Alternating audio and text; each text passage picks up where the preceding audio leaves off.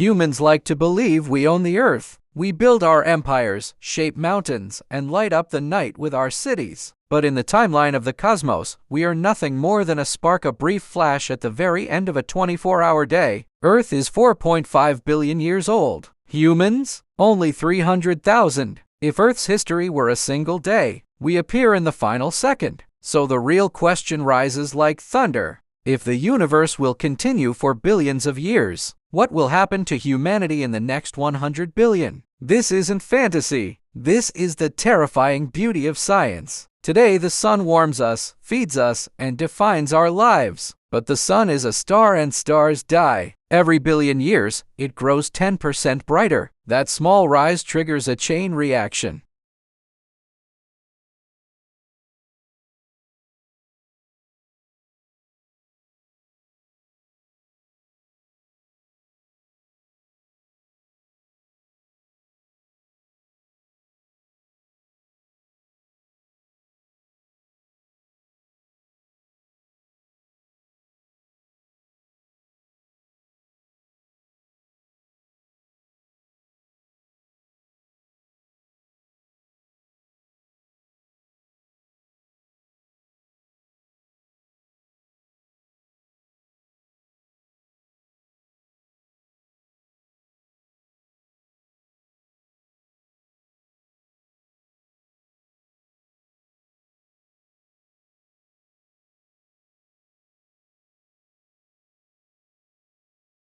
But interstellar travel demands unimaginable discipline, precise energy control, perfect storage, and long-term planning that stretches across thousands of generations. No magic, no shortcuts, only physics. Meanwhile, our galaxy drifts toward Andromeda. In 4 to 5 billion years, both galaxies collide. Stars won't smash into each other, but the sun may be thrown into dangerous territory.